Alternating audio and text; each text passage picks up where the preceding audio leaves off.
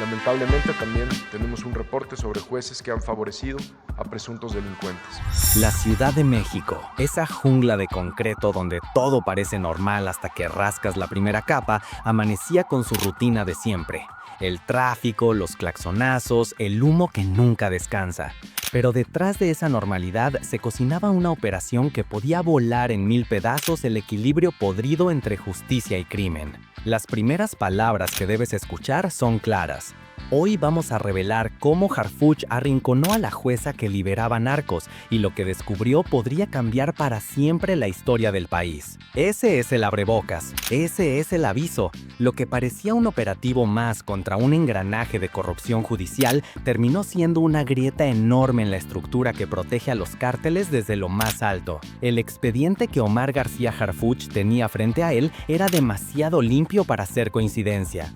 10 narcotraficantes liberados en menos de 4 meses, todos con expedientes armados con pruebas sólidas, todos caminando libres por tecnicismos absurdos, y en la firma de cada uno de esos expedientes aparecía el mismo nombre: Lorena Mendoza Soria, jueza federal con reputación intaseable. El comandante, sentado en su oficina del búnker de seguridad de la SSC, apenas movía el cigarro que se consumía en un cenicero metálico.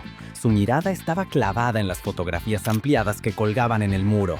Narcos sonriendo al salir de los juzgados, familias de víctimas llorando, abogados con trajes caros que parecían más cínicos que defensores. Todo apuntaba a lo mismo. Alguien con poder estaba torciendo la balanza. Esto no es casualidad. Aquí hay mano negra y la vamos a arrancar de raíz, dijo Harfuch a su equipo. La idea era sencilla en papel: infiltrar el Tribunal Superior, vigilar a Mendoza Soria, documentar cada paso. Pero todos sabían que en la práctica era como caminar en un campo minado. Cada movimiento podía costar vidas. Desde hacía semanas, agentes encubiertos vigilaban el mismo tribunal de la colonia Doctores. El edificio, frío y gris, escondía secretos más oscuros que cualquier cárcel de alta seguridad. En la sala 217, donde la jueza presidía audiencias claves, ya había cámaras ocultas disfrazadas de detectores de humo. Y entre los asistentes de público, un veterano de la unidad anticorrupción, Sergio Calderón, se sentaba como si fuera un abogado novato tomando notas. Era lunes, 8:30 de la mañana. Afuera, sobre Niños Héroes, el ruido de la ciudad tapaba cualquier indicio de lo que estaba a punto de pasar. Los puestos de tamales y café de olla servían a burócratas y estudiantes ajenos al operativo que ya se desplegaba a su alrededor. Harfuch, desde una camioneta blindada estacionada a 3 cuadras, observaba cada movimiento a través de una pantalla conectada al sistema encubierto. Y entonces apareció ella, la jueza Mendoza Soria, impecable como siempre, bajando de un auto negro con chofer oficial. Traje oscuro, lentes que le daban un aire de autoridad y una seguridad en su andar que solo tienen quienes saben que el sistema los protege. Saludó con cortesía a los guardias y entró al edificio sin mirar a los costados. Lo que nadie en esa calle sabía era que ese día no se trataba solo de otra audiencia. Ese día, Harfuch había decidido apretar la trampa. La operación tenía nombre en clave: Mano Limpia. Pero dentro del equipo se le llamaba de otra manera: la apuesta suicida. Porque detener a una jueza federal en plena audiencia era dinamitar el propio sistema desde dentro. Harfuch lo sabía. Su jefe directo, el comandante Galindo, se lo advirtió: Omar, si te equivocas, no solo acabas tu carrera, acabas con la credibilidad de toda la corporación. Pero él ya estaba harto de los tecnicismos que soltaba criminales peores que animales.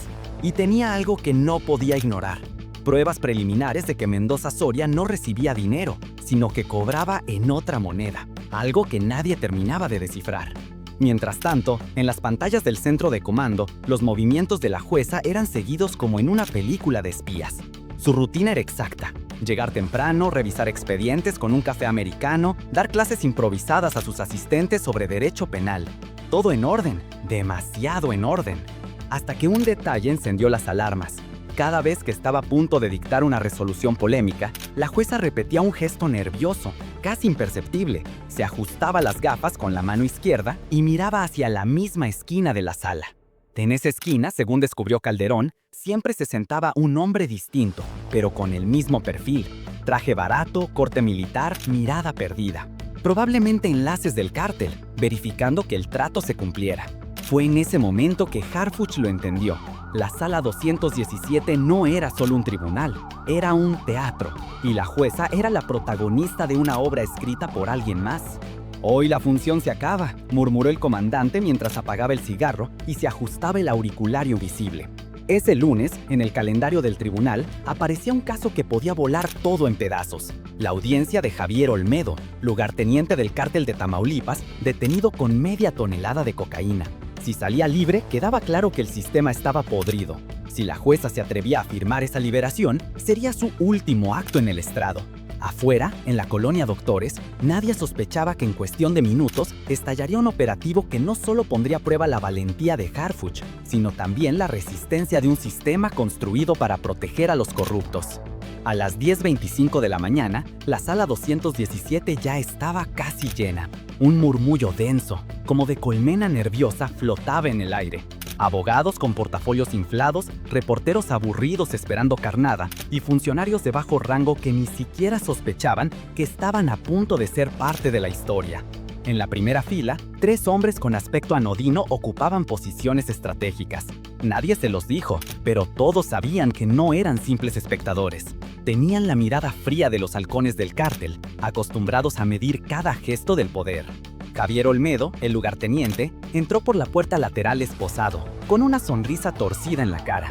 Llevaba semanas repitiendo a quien quisiera escucharlo que saldría caminando como siempre. Esa sonrisa se clavó como un puñal en el estómago de Harfuch, que desde una camioneta a 3 calles monitoreaba la transmisión en vivo. «Está demasiado confiado. Ya sabe que la jueza lo va a soltar», gruñó Sergio Calderón por el auricular, acomodado en medio del público, con el rostro serio y el traje mal entallado. A las 10:30 en punto, la puerta principal se abrió y entró Lorena Mendoza Soria. Su sola presencia imponía. Cabello recogido, toga negra impecable, lentes ajustados con la precisión de quien controla la sala y las vidas que pasan frente a ella. Subió al estrado sin mirar a nadie, pero el gesto automático no tardó. Se tocó las gafas y echó una mirada rápida hacia la esquina.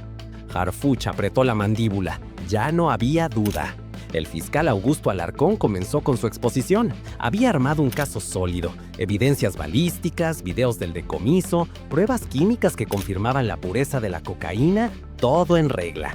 Pero, en cuanto el abogado defensor de Olmedo se levantó, la función cambió de tono. Con voz de engolada y sonrisa burlona, empezó a desgranar irregularidades. Que si la cadena de custodia, que si el cateo no había sido autorizado, que si la evidencia podía haber sido sembrada. Palabras gastadas, usadas 1000 veces por quienes saben cómo doblar el sistema. Y ahí vino lo esperado. La jueza interrumpió, se ajustó las gafas y con un tono seco soltó: «Este tribunal no puede ignorar la posibilidad de violaciones al debido proceso». El aire se congeló. Calderón, en su asiento, se llevó la mano al hombro izquierdo, señal de alerta máxima. En ese momento, Harfuch no lo dudó más. «Entramos, ahora». El crujido de la puerta lateral rompió la solemnidad de la sala 217. Todas las cabezas voltearon. El murmillo se convirtió en un silencio pesado cuando apareció la figura de Omar García Harfuch. Traje oscuro, mirada de acero, placa en mano. La jueza Mendoza Soria se quedó petrificada con el documento de liberación en la mano. Su rostro, que siempre había sido un muro impenetrable, por primera vez mostró sorpresa. «Jueza Lorena Mendoza Soria, queda usted detenida por corrupción judicial y vínculos con el narcotráfico». La voz de Harfuch retumbó en la sala como una sentencia irrevocable. El abogado defensor de Olmedo intentó levantarse indignado, pero un agente encubierto ya le apuntaba discretamente con la mano lista sobre la pistola. El fiscal Alarcón, rojo de coraje, parecía no entender nada. Su caso sólido se estaba cayendo a pedazos, pero no por culpa de la defensa, sino porque el comandante había decidido reventar el teatro desde dentro. Los halcones en la primera fila se tensaron. Uno metió la mano al saco. Demasiado tarde. 3 encubiertos los redujeron con movimientos secos, sin dar espacio a un solo disparo. «Esto es un ultraje, una violación a la independencia judicial», gritó la jueza, aunque sus manos temblaban. Las cámaras de los reporteros comenzaron a disparar flashes. La escena era histórica. Un comandante federal arrestando en vivo a una jueza en pleno tribunal. Harfuch caminó firme hacia el estrado. No parpadeaba, no dudaba. Cada paso era un golpe al sistema que había permitido que criminales caminaran libres. Calderón lo cubría por la derecha, mientras otros agentes aseguraban las 3 salidas de la sala. Tenemos pruebas, documentos y grabaciones que demuestran un patrón sistemático de liberaciones a miembros del cartel. El espectáculo se acabó. La jueza intentó recuperar la compostura, pero su mirada se delató. Un segundo, apenas un parpadeo, y se notó el miedo. El público comenzó a murmurar, algunos aplaudiendo, otros filmando con sus celulares. La prensa sabía que tenía la nota del año. Fue entonces cuando Mendoza Soria, esposada y escoltada hacia la salida, susurró algo apenas audible a Inés Guerrero, la periodista encubierta que grababa todo. Hay cosas que no entiendes, comandante. Si hablo, se derrumba medio país. La frase quedó flotando en el aire como dinamita sin detonar. Harfuch la escuchó y supo, en ese instante, que lo que había empezado como una operación anticorrupción acababa de transformarse en algo mucho más grande. El eco de los pasos resonaban en los pasillos del Tribunal Superior mientras la jueza Lorena Mendoza Soria era conducida entre 2 agentes encubiertos, sus manos esposadas, la toga ondeando como una bandera caída y su mirada dura, intentando mantener un orgullo que se desmoronaba a cada flash de las cámaras. La periodista Inés Guerrero iba a su lado, narrando en voz baja para la transmisión en vivo. No era solo una cobertura, era historia grabada en tiempo real. «México está viendo esto, en vivo», murmuró Calderón por el auricular mientras cubría la retaguardia con su mano en la pistola. El público que se había aglomerado en el tribunal no podía creer lo que veía. Algunos gritaban «justicia al fin», otros, más cautos, advertían que se trataba de un ataque a la independencia judicial. El país entero estaba dividido en segundos, antes incluso de que la jueza saliera del edificio. Al llegar al estacionamiento, la tensión escaló. 2 camionetas negras esperaban con motores encendidos rodeadas por elementos de la Guardia Nacional. El aire olía a gasolina caliente y a pólvora contenida. Un helicóptero sobrevolaba la zona. La jueza, en un gesto calculado, alzó la voz mientras la introducían en el vehículo blindado. «Están cometiendo un error histórico. Yo no soy el problema está mucho más arriba de mí». Las cámaras captaron la frase y, como pólvora, se propagó por noticieros y redes sociales. En segundos, la opinión pública estallaba. Hablaba por despecho o sabía algo que nadie más se atrevía a decir. Harfuch cerró la puerta del vehículo y se giró hacia Calderón. «Ya viste, no va a callarse, y si tiene razón, nos acaba de arrastrar a todos al ojo del huracán». El convoy se puso en marcha, custodiado por motocicletas de la Guardia Civil. Las sirenas no estaban encendidas, pero el ruido de los motores era suficiente para anunciar que algo enorme acababa de ocurrir en la capital. Dentro de la camioneta, la jueza respiraba hondo, mirando por la ventana blindada. No gritaba, no lloraba, parecía más una mujer que aceptaba un destino que ya había calculado. Y justo antes de llegar al centro de detención, soltó una frase que dejaría helado al propio Harfuch. «Comandante, si usted cree que me está arrestando a mí, no ha entendido nada. Soy la última muralla. Cuando caiga, lo que está detrás va a devorar al París entero». Harfuch no respondió, solo la observó, preguntándose si esas palabras eran un intento desesperado de manipulación o la verdad más peligrosa que había escuchado en su carrera. Ya en el centro de detención especializada, el protocolo fue implacable. La jueza fue despojada de su toga, registrada por personal femenino y confinada en una celda aislada con cámaras en cada esquina. A pesar de la humillación, mantenía un extraño aire de dignidad. Mientras tanto, Harfuch supervisaba personalmente el análisis de su maletín, ese accesorio de cuero negro que nunca soltaba. El equipo forense lo abrió bajo estrictos protocolos. Al principio, lo esperado: expedientes judiciales, apuntes de audiencias, sellos oficiales. Pero entre las carpetas apareció algo que nadie anticipaba: un compartimento oculto. El técnico forense miró a Harfuch con cautela. «Comandante, esto no estaba en la lista oficial». Dentro del compartimento había 3 sobres sellados con etiquetas escritas a mano. 1. San Fernando. 2. LS. 3. Castillo. El silencio en la sala fue absoluto. Harfuch tomó el sobre marcado como San Fernando y lo abrió con guantes.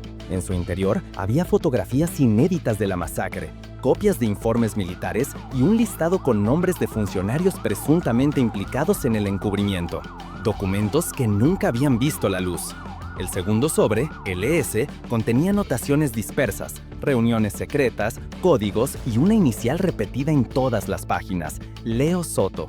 Harfuch frunció el ceño. Ese nombre no figuraba en ningún expediente oficial.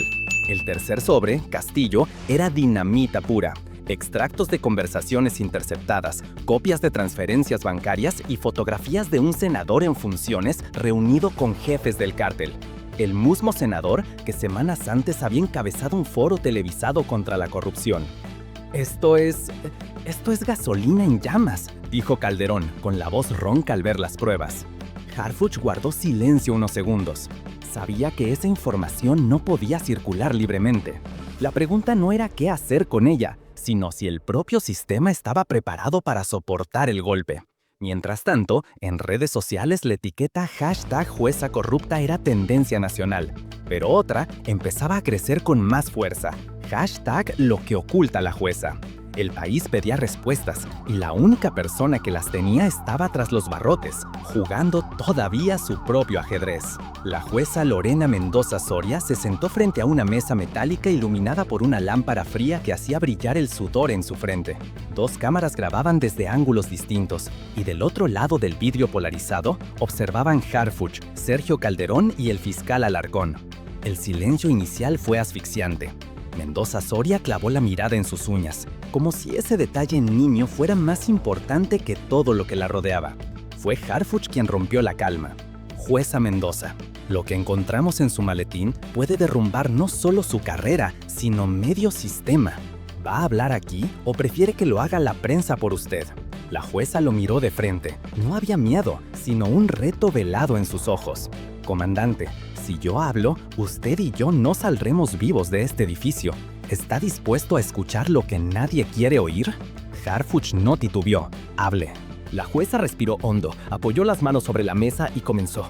Durante años ustedes han peleado contra las cabezas visibles del narco, los sicarios, los operadores, los lugartenientes, pero yo vi otra cara.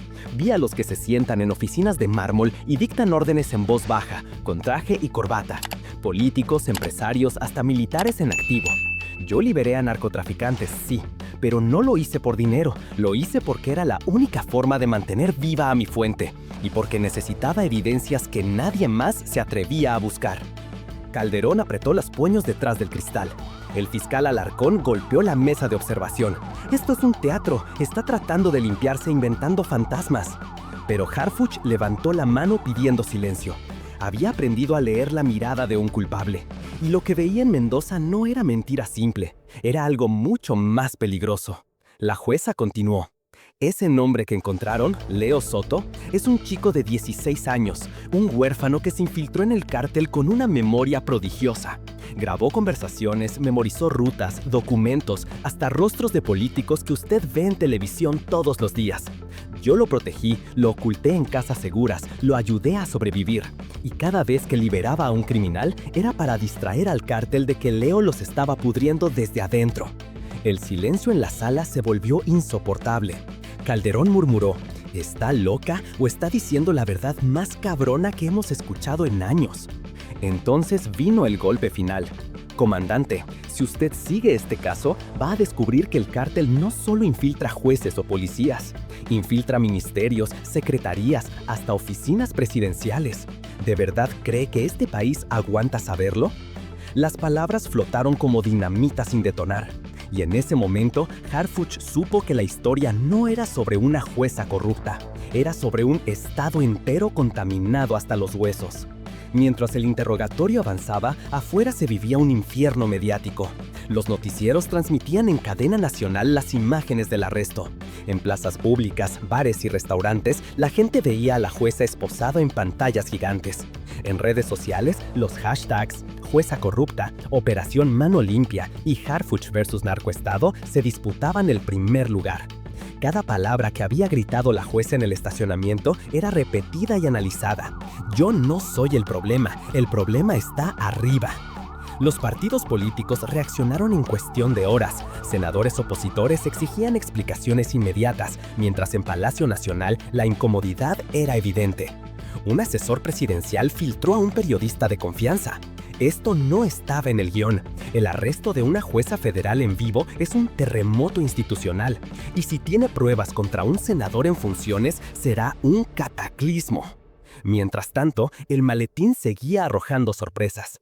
En la carpeta con el nombre Castillo apareció una fotografía que heló la sangre en el equipo de Harfuch. El senador Castillo, presidente de la Comisión de Seguridad Nacional, reunido en un rancho de Tamaulipas con un líder del cártel. El documento estaba fechado apenas 3 meses atrás. Esto nos va a estallar en la cara, comandante. No estamos hablando de narcos, estamos hablando del pinche Senado. Harfuch permaneció callado. Sabía que si esa información salía sin control, las consecuencias serían impredecibles. Pero también entendía que ocultarla sería convertirse en cómplice del mismo sistema que juraba combatir. En la celda, Mendoza Soria parecía anticipar el dilema. Desde la cama metálica murmuró a los guardias, lo justo para que llegara a oídos de todos. No me arrepiento de nada. Lo que oculto en esos sobres puede derrumbar a medio país. Y créanme, no soy la única jueza jugando este doble juego. La declaración se filtró casi de inmediato a la prensa, y con ella, la historia dejó de ser solo un arresto. Se convirtió en una pregunta que nadie quería contestar. ¿Cuántos jueces más estaban pactando en las sombras? Los forenses no habían terminado de revisar el maletín de la jueza Mendoza Soria cuando encontraron lo que parecía un compartimento secreto. Un doble fondo perfectamente sellado con resina industrial. Al romperlo, apareció una pequeña caja metálica con las siglas LS grabadas en relieve. Dentro había una memoria USB encriptada y un sobre amarillento con fotografías impresas. El aire se volvió denso en la sala de evidencias cuando Harfuch y Calderón examinaron el contenido. Las fotos mostraban reuniones en ranchos privados de Tamaulipas y Nuevo León. No eran sicarios comunes. En las imágenes aparecían hombros de traje, con insignias de gobierno, sonriendo junto a capos conocidos. En una de las fotos más impactantes, el senador Castillo estrechaba la mano del lugarteniente de un cártel, mientras al fondo se veía una bandera mexicana ondeando. «Esto es dinamita, comandante», murmuró Calderón. «Esto es la guerra», corrigió Harfuch con el ceño fruncido. La jueza, al ser confrontada con las imágenes, soltó una carcajada amarga. «¿Lo ve? Yo no invento nada. Llevan años infiltrando al sistema. ¿De verdad cree que los sicarios mandan? No, los que mandan llevan corbata y curul en el Senado. El fiscal Alarcón estaba al borde del colapso. Esto no puede salir a la prensa. Si estos documentos se hacen públicos, el país arde en 24 horas. Pero Harfuch no estaba dispuesto a negociar con la censura. La pregunta no es si se filtra, la pregunta es cuándo y cómo. Y vamos a asegurarnos de que no puedan enterrarlo. El USB encriptado contenía carpetas con nombres en clave: Jaguar, León Dormido, Castillo. Cada carpeta estaba protegida por contraseñas que tardarían horas en romperse. Pero el simple hecho de que estuvieran en el maletín de la jueza confirmaba que se trataba de algo mucho más grande que liberaciones judiciales. Mendoza bajó la voz y lanzó un dardo directo. Lo que aún no entienden es que todo esto gira en torno a Leo Soto. Él es la pieza clave. Lo que tiene ese chico podría derrumbar no solo al cártel, sino al mismísimo gobierno que ustedes creen estar defendiendo. En un cuarto aparte, el equipo de ciberinteligencia logró descifrar el primer archivo del USB. Era un video de baja calidad grabado con una cámara oculta en lo que parecía un almacén. En la grabación se veía un adolescente de complexión delgada, con gorra y chamarra grande. Miraba directo a la cámara con voz temblorosa pero decidida. Si estás viendo esto, significa que no sé cuánto tiempo más voy a durar. Mi nombre es Leo Soto, y lo que tengo aquí demuestra que el cartel y el Estado son lo mismo. Políticos, jueces, militares, todos. Yo vi las reuniones, yo escuché sus órdenes y sé quién dio la orden de la masacre de San Fernando. El silencio tras la reproducción del video fue brutal. Calderón se persignó. El fiscal Alarcón murmuró un insulto, incapaz de procesar la magnitud de lo que acababan de ver. Harfuch apretó los dientes. Había visto mucho en su carrera, pero jamás un testimonio tan crudo y explosivo. La jueza Mendoza sonrió con una calma inquietante. Ahora entienden por qué liberaba a esos narcos. Era parte de la cobertura. Si el cártel pensaba que yo seguía sus reglas, nunca sospecharían de Leo. Pero algo salió mal. Alguien filtró información y él desapareció. En ese instante, uno de los técnicos entró agitado a la sala. «Comandante, encontramos algo más en la USB, un archivo llamado Castillo-Última». El archivo era un audio, apenas 5 minutos, pero suficiente para incendiar al país. En la grabación se escuchaba la voz inconfundible del senador Castillo hablando con un hombre identificado como el Tatuado Cervantes, sicario del cártel. Mantengan al chico con vida. Quiero todo lo que sabe. Si lo matan, perdemos la palanca con la jueza. Ella es más útil viva que muerta. El impacto fue inmediato. El presidente del Senado aparecía directamente vinculado con el secuestro y la tortura de un menor de edad informante del cártel. El fiscal Alarcón se derrumbó en su silla. Esto no puede ser real. Harfuch no dudó. Es real y es suficiente para iniciar un terremoto político. Pero lo más importante no es Castillo, es encontrar a Leo, porque si está vivo, es la única pieza que puede contar la historia completa. La jueza cerró los ojos, casi resignada. Ya es tarde. El cártel nunca deja cabos sueltos. Si Leo sigue respirando, no será por mucho tiempo. Pero Harfuch la miró con esa dureza que lo había acompañado en cada operativo de su vida. Si está vivo, lo vamos a sacar, y si está muerto, vamos a usar su testimonio para arrastrar a todos los que lo querían silenciar, se lo prometo. En ese momento, México ya no estaba al borde de un escándalo, estaba frente al inicio de una guerra, donde las máscaras comenzarían a caer, una por una. La madrugada caía espesa sobre los llanos de Puebla. El aire olía a tierra húmeda y a pólvora reciente, como si el suelo mismo guardara memorias de ejecuciones pasadas. Desde la colina, Omar García Harfuch observaba a través de binoculares térmicos la silueta de la finca El Paraíso. A simple vista, parecía un rancho agrícola cualquiera, establos, silos, un par de casas de campo pintadas de blanco. Pero la disposición del terreno, el muro perimetral de 3 metros coronado con alambre de púas y las patrullas que cruzaban rítmicamente los caminos internos decían otra cosa. Era una fortaleza camuflada. No es un rancho, murmuró Harfuch con la mandíbula apretada. Es una maldita cárcel privada. A su lado, Sergio Calderón repasaba el mapa táctico sobre el capó de una camioneta sin placas. Habían señalado las rutas de entrada, los puntos ciegos y las torres de vigilancia.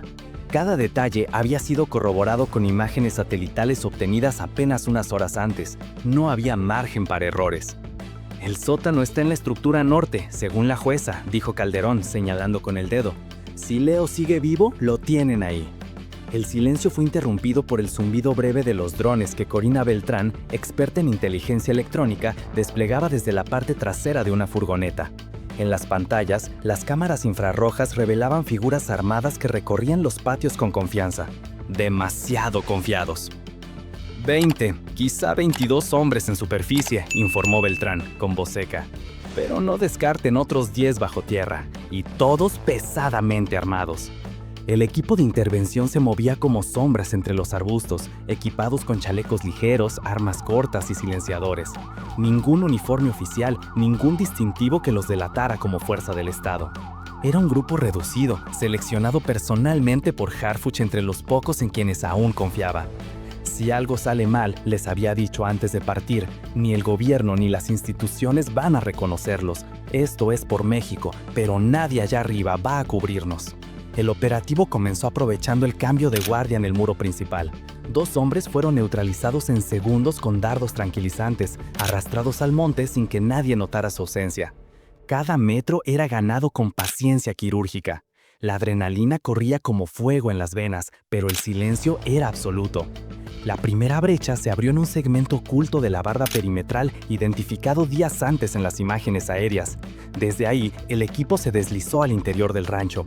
El suelo de grava crujía bajo sus botas, pero los perros guardianes habían sido previamente distraídos con carne impregnada de sedantes. Nada quedaba al azar. En la estructura norte, lo que a simple vista parecía un almacén de semillas se revelaba distinto bajo la luz nocturna. Ventanas blindadas, puertas de acero y un generador eléctrico independiente. Calderón hizo una seña y 2 hombres se acercaron con herramientas hidráulicas. El crujido metálico de la cerradura al ceder sonó como un trueno en la noche silenciosa. Dentro, la escena era aún más inquietante. El sótano se escondía bajo una trampilla metálica cubierta por alfombras. El aire que escapó de las escaleras era pesado, cargado de humedad y ese inconfundible olor metálico de sangre seca mezclado con desinfectante industrial. «Aquí lo tienen», susurró Beltrán, cubriéndose la boca. El descenso fue tenso, cada paso en espiral resonaba como un tambor de guerra. Las paredes de concreto se estrechaban mientras bajaban, hasta abrirse en un pasillo iluminado por focos amarillentos. En las paredes colgaban ganchos oxidados, cadenas, restos de vendas ensangrentadas. Todo gritaba tortura. El primer enfrentamiento fue breve. 3 hombres armados salieron de una habitación lateral, sorprendidos por la irrupción. El eco de los silenciadores retumbó seco, metálico. 2 cayeron al instante. El tercero intentó huir, pero Calderón lo detuvo con un disparo certero en la pierna. «Dime dónde está el muchacho», le gruñó, presionando la herida con su bota. El sicario solo alcanzó a escupir sangre y maldiciones antes de ser dejado inconsciente. Al fondo del pasillo, una puerta blindada resistía. El especialista en cerraduras electrónicas trabajaba bajo la presión de los latidos en los oídos del equipo. Cada segundo era una eternidad. Finalmente, un clic liberó el mecanismo. Lo que encontraron adentro les heló la sangre. Era una sala de interrogatorios improvisada. Lámparas colgando, cables eléctricos tirados en el suelo, una mesa metálica con instrumentos médicos reutilizados como herramientas de tortura. Y en la esquina, apenas visible bajo la luz mortecina, una figura humana inmóvil sobre una plancha. «¡Es él!», gritó Beltrán. El doctor Báez corrió hacia el cuerpo. Un adolescente, demacrado, con el rostro amoratado y múltiples heridas, apenas respiraba. «¡Tiene pulso! ¡Todavía está vivo!», anunció con voz urgente. Era Leo Soto. El silencio en la sala se rompió de golpe. Nadie dijo nada, pero todos sintieron lo mismo. Un alivio amargo, como un milagro arrancado de las garras del infierno. Sin perder tiempo, comenzaron la evacuación. Mientras lo cargaban, Harfuch inspeccionó otra habitación adyacente. Allí, archivadores metálicos estaban repletos de carpetas, transcripciones, fotografías, listas de nombres. Un verdadero archivo negro de las operaciones del cartel. Y en una esquina, tapada con una lona, una fosa recién excavada. El hueco tenía las dimensiones exactas para un cuerpo humano. Un mensaje brutal. Leo ya tenía su tumba lista. Harfuch apretó los dientes. «No hoy, malditos, no hoy». El operativo se replegó como sombras, sacando a Leo y cargando con todo lo que pudieron de la evidencia. La finca El Paraíso ardía a lo lejos. Cargas incendiarias habían sido colocadas para borrar cualquier rastro de la prisión clandestina. Pero la batalla no había terminado. Afuera, en el horizonte, las luces de 3 camionetas avanzaban a toda velocidad hacia la finca. Refuerzos del cartel. La radio interna del equipo crepitó. «Comandante, tenemos compañía». Harfuch levantó el puño deteniendo al convoy. La noche apenas comenzaba. El motor del convoy rugía contra la noche.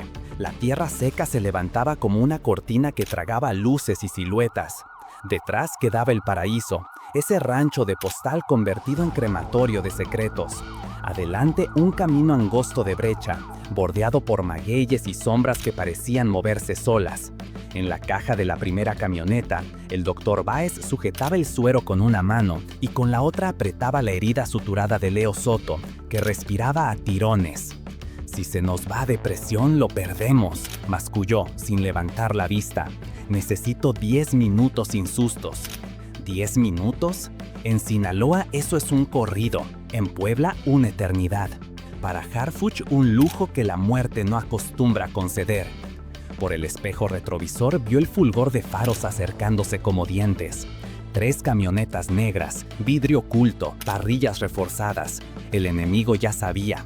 Si dejaban vivo a ese morro, perdían la guerra. La del relato, la de los juzgados, la del dinero. «Contacto a la retaguardia», anunció Corina Beltrán, recargando una Glock que llevaba como si fuera extensión de su mano. «Vienen con radio abierto. Están confiados». «Que hablen», respondió Harfuch, girando el volante con un gesto seco. «Vamos a enseñarles a escuchar». El camino se estrechó y el convoy se partió en 2.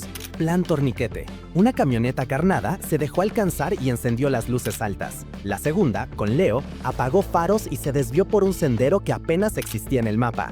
Los sicarios, hambrientos de trofeo, se fueron con el brillo, no con la sombra. Muerde el anzuelo, perro.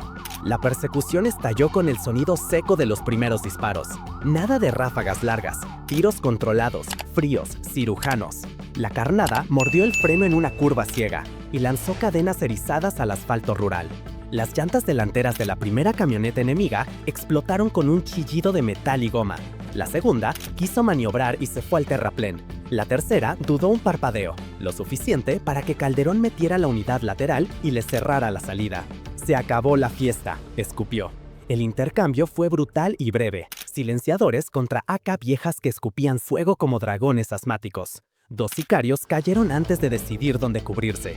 El tercero tiró el arma y levantó las manos, temblando, con un tatuaje de serpiente en el cuello. No era el tatuado Cervantes, pero servía para recados. ¿Dónde está tu jefe?, preguntó Harfuch, apuntándole al centro del pecho. Ustedes creen que ganaron. El tipo sonrió con dientes manchados. Hoy rescataron a un muerto. Mañana lo volvemos a enterrar. Silencio, nada de discursos. Calderón le dio un culatazo justo en la quijada y lo subieron a la batea. El camino volvió a abrirse y la radio crujió con la voz de Corina. La sombra llegó a la bifurcación. El paquete sigue vivo. Repite, Leo está vivo. Harfuch no sonrió. No era noche para eso. Solo apretó el acelerador. Por primera vez en días, la palabra destino tenía sentido. 3 horas después, en un hospital privado limpio, pactado a último minuto, plantel reducido, personal auditado, teléfonos dentro de bolsas de Faraday, el doctor Báez empujó la camilla hacia un quirófano improvisado. No había sirenas, no había prensa, no había ministros. Había un morro que había mirado al monstruo de frente y regresaba desangrado, pero respirando. Omar le susurró Corina. Llegó un audio extraño a la bandeja ciega. Voz enmascarada. Dice que Castillo convocó una conferencia a primera hora, que va a desmentir montajes. Que desmienta su sombra, respondió Harfuch. Nosotros vamos por la luz y por el morro. La puerta del quirófano se cerró como un juramento. Afuera, el mundo ya se incendiaba sin ayuda. Parte 14. La guerra del relato. A las 7 a.m., el Senado amaneció con vallas y cámaras. El senador Castillo, traje oscuro, corbata patriótica de catálogo y mandíbula apretada, tomó el podio con ese tono que los políticos usan para negar que la lluvia moja. Rechazo categóricamente cualquier vínculo con organizaciones criminales. El supuesto audio es una manipulación burda. El periodista más colmilludo de la fuente le interrumpió con una sonrisa de tiburón. Jaja, senador, ¿nos puede explicar por qué su voz menciona a un chico que debe mantenerse con vida? ¿Quién es ese chico? ¿Qué sabe ese chico? Castillo pestañeó 3 veces, como si la pregunta viniera con ácido. Luego recuperó la máscara. No comentaré filtraciones ilegales. Demasiado tarde. En redes, el hashtag ¿Quién es el chico? Trepaba como fuego en gasolina. Hilos, mapas, memes, todo en minutos. La mitad del país quería saber si había un menor secuestrado por orden política. La otra mitad quería ver cabezas rodar sin importar en qué mesa caían. Mientras tanto, en la sala segura montada por Corina, el equipo abría a navaja el universo digital del USB de LS. Los nombres brotaban como larvas. Contratos, obra pública, clínicas fantasma, campañas financiadas con efectivo sucio, jueces amigos, comisionados cómodos, directores de paraestatales con vida de película. Y, como si no bastara, registros de donaciones trianguladas hacia fundaciones culturales que, oh milagro, pagaban consultorías a empresas de la familia Castillo. Esto no es un caso, dijo Calderón, con ojeras de trinchera. Es una topografía de la pudrición. El celular de Inés Guerrero vibró sin parar. Filtraciones en cascada desde despachos que olían a miedo. Con cada nombre que salía, otro digno pedía tiempo para aclarar. En Palacio, alguien exigió prudencia institucional, traducción que no truene el país en cadena nacional. Harfuch no mordió el anzuelo. Llamó al fiscal Alarcón y habló sin decorado. Tengo a Leo, vivo. Tengo evidencia que ningún juez honesto podría desechar. Y tengo los nombres que usted nunca quiso ver. ¿Seguimos o se baja aquí? El fiscal tragó saliva al otro lado. No era cobarde, era un tipo que había aprendido a sobrevivir a la intemperie política. Sigo, dijo al fin, pero si tocamos al Senado sin blindaje, nos incendian a todos. Necesito un juez de control fuera del circuito usual y escoltas que no sepan leer. Los míos, dijo Harfuch. Los míos no leen, muerden. A media mañana, Leo salió de quirófano. Entubado, pendado, con la piel tiznada de moretones, pero con esa terquedad que solo tienen los que han visto el abismo, y decidieron escupirle. La fiebre lo peleaba a rachas, y entre delirios soltó un nombre con la voz hecha polvo. Denise Aguilar. Corina y Calderón se miraron como si alguien hubiera pateado la mesa. Denise Aguilar, asistente de la jueza Mendoza Soria. La sombra doméstica, la trampa en la sala. Consíganme su última geolocalización. Hoy, ya. La jueza, custodiada en una celda con luz blanca y frío de hospital, recibió la noticia con un temblor que no pudo controlar. Denise era su leal, su voz, su arranque de café y el abrigo al final del día. También, sin saberlo, la grieta por donde se les coló la muerte. Yo la traje a esto, murmuró Mendoza, con ojos rojos. Yo la metí al fuego. No se equivoque, contestó Harfuch. Este fuego lo encendieron otros. Usted solo movió aire.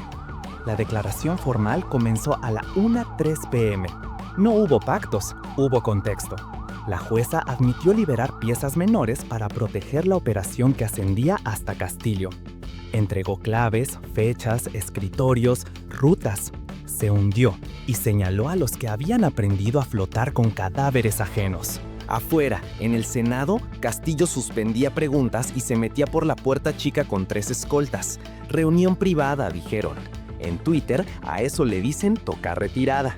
A las 5 p.m., con una orden limpia y firmada, arrancó el cateo de Nice.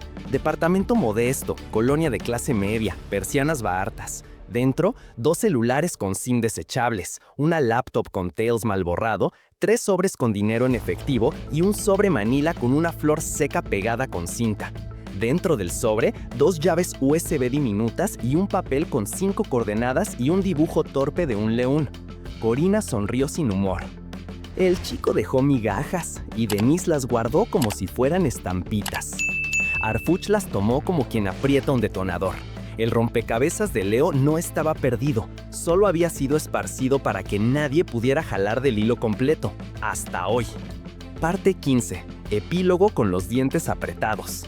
La noche regresó como un animal cansado. CDMX zumbaba con helicópteros, portadas digitales, paneles con analistas que hablaban como si hubieran estado ahí, en la sala 217, oliendo el sudor y el miedo.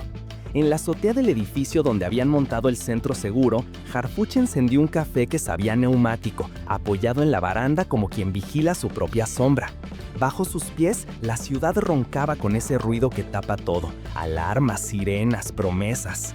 Leo dormía en un cuarto blindado con un policía leyendo en voz baja junto a la puerta. Mendoza Soria esperaba la segunda ronda de declaraciones con la serenidad triste de quien ya se quemó a sí misma para alumbrar a otros. Castillo había desaparecido de las cámaras. Su cuenta oficial colgó un comunicado soso, como si la realidad aceptara comunicados. Calderón llegó con los ojos de quien ha visto demasiado. Ya lo sabes, 3 órdenes de aprehensión contra jueces federales, 2 secretarios con el teléfono quemándose y un gobernador llamando a pregunta inocente. ¿En qué los puedo apoyar?, respondió Harfuch, pero no sabrían a quién. Corina salió con una tableta en la mano. Coordenadas 1 y 2 vacías pero con rastro digital. Coordenada 3, un casillero de autobuses que abrió como flor. Adentro, un cuaderno forrado de plástico con transcripciones a mano de reuniones que daban náuseas, rutas, porcentajes, nombres de guerra y nombres de cuna. Coordenadas 4 y 5 por abrir al amanecer. No es la bala de plata, dijo, es la caja de balas. Silencio. La ciudad respiró hondo y por un instante pareció que el ruido bajaba. Luego volvió con el doble de fuerza. Así suenan los países cuando entra aire en un pulmón que creían muerto. Harfuch bajó la mirada hacia la calle. Una pareja reía junto a un carrito de esquites. Un señor regañaba a un perro por oler la llanta equivocada. Un camión recolector pasaba con música de cumbia derrotando al insomnio. La vida terca atravesando la guerra. Mañana amanecemos con cateos, dijo, y con funerales. Ojalá no de los nuestros. Calderón ya se iba cuando Inés Guerrero asomó la cabeza. Traía el gesto del que sabe que la pregunta es más filosa que cualquier respuesta. Y la jueza soltó, sin maquillaje de cortesía, ¿es villana o mártir? Harfuch tardó en contestar. Tal vez porque la Ciudad de México no perdona respuestas fáciles. Tal vez porque la justicia, cuando por fin aparece, lo hace descalza y cubierta de polvo. Es la mujer que prendió una fogata en un bosque de gasolina, dijo al fin. Nos toca que ese incendio sea limpieza y no ceniza. La periodista lo sostuvo un segundo con la mirada, como si buscara grietas. Luego asintió, aceptando que a veces el thriller es también un espejo. Abajo, en el cuarto blindado, Leo abrió los ojos medio segundo. Vio un techo blanco, una lámpara, la silueta de un uniformado, el recuerdo de una fosa que no fue suya. Quiso hablar, pero el cuerpo le dijo que todavía no. Cerró los ojos otra vez, pensando en un dibujo torpe de un león que había dejado en 5 lugares porque la verdad no debía morir toda junta. La USB, esa que había viajado en un maletín, en una sala de audiencias, en una boca que gritó, parpadeó una luz mínima al ser copiada por tercera vez.